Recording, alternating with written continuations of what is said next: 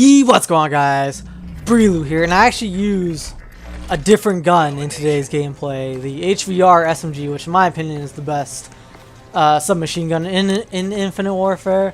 Besides the ammo capacity, which kind of sucks, so I put on extended mags. Besides that, it's probably the best SMG, and hopefully you guys enjoy it. It's something a little bit different than my other like 400 MV4 Fallout videos. I know, I'm sorry if you guys are getting a little bit maybe tired of me using the same gun. Just leave a comment down below if you guys want me to use a different gun. I tend to use the same guns, perks, attachments in every single Call of Duty, every single video game actually. I tend to use what I feel comfortable with and what I think works for me and what will get me the most kills and what keeps me alive the longest and stuff. So that's why I'm using the reactive armor, and I basically use UAV, the Warden, and the RC8. So if you guys want to see different stuff, just leave a like. That's what I tend to use. So yeah, I hope you guys don't mind that too much. But this video is not about that. Obviously, it's about supply drops. Well, more particularly COD points in Infinite Warfare. So now they added COD points where now you can actually go out and basically buy supply drops directly. So now there's like 3 different currencies sort of. So supply drops, basically you get a random gun in Infinite Warfare. It gives you like a random RNG loot, which it can give you camos or sights or guns, and obviously people want the guns rather than just like little camos and stuff. But before, you can only get them through basically leveling up in multiplayer. So you can either get the gun directly or craft, quote unquote, craft the gun directly through salvage, which you can only earn through daily bonus, opening supply drops, and like a few other things. But you get them really slowly, or mission teams as well. And keys, which you get really slowly as well. You only get 2 to 3 keys per game, I believe, depending on how well you do, actually, too. And you need about 30 keys to get to open up one rare supply drop.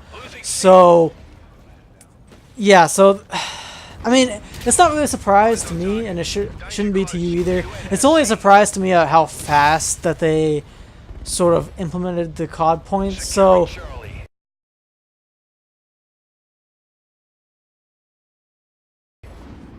basically in every Call of Duty since supply drops, you've basically been able to buy it, right? So Advanced Warfare, Black Ops 3, and it's the same sort of tier system as it is in Black Ops 3. So there's like, you can buy 200 COD points, which enables you to open one, I think, rare supply drop, and then it basically goes up from that. And it's the same, I guess, tier or money system from what it was in Black Ops 3. So there's like a 1300 COD point one. There's like a 13,000 COD point thing.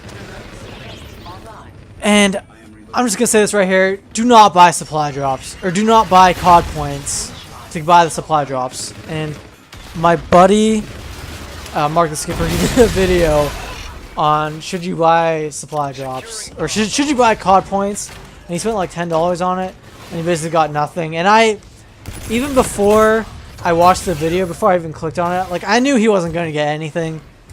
Like, I'm pretty sure it's probably going to be the same luck ratio as it is using like using keys, maybe slightly higher, so it's going to be like a slightly better chance, but it's basically going to be the same, I guess, whatever you want to call it, percentage rate of getting like maybe guns that you want, or rares or epic guns, as it is in Black Ops 3 or Advanced Warfare. So it's gonna be, you're gonna have to spend around $50 to maybe get one gun or one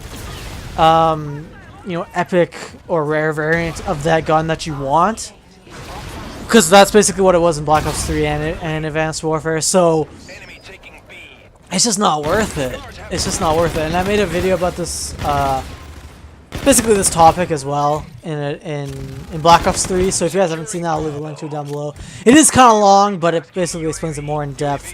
But it's basically gambling at the end of the day. I mean, before in the other Call of Duties, right? So if you wanted to buy the Ripper and Ghost. So if you want to buy the Peacekeeper and Ghost, right, it was $2.99 and you were guaranteed that gun. You put down this much amount of money and you were guaranteed this gun.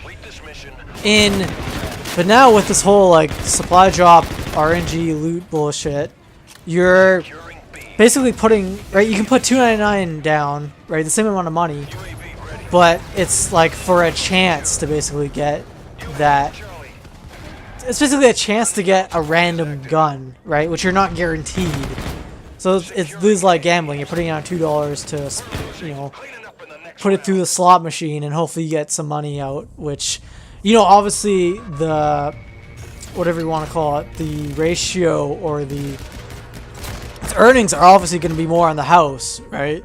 And in this case, the house is the developer, so obviously they want you to spend a lot of money to get maybe something in return. And even if you do get something in return, you already spent like $50, $60 to get one gun. Like Pamaj spent $900 to get like one sniper rifle in Black Ops 3. Like, it is just not worth it at all. I knew that even before watching my buddy's video. And if you guys don't want this, which I do not want this, unfortunately it's too late for Infinite Warfare, even though I do like this game more than Advanced Warfare and Black Ops 3. Even though it's too late for Infinite Warfare for it to not be implemented, because it's already implemented in.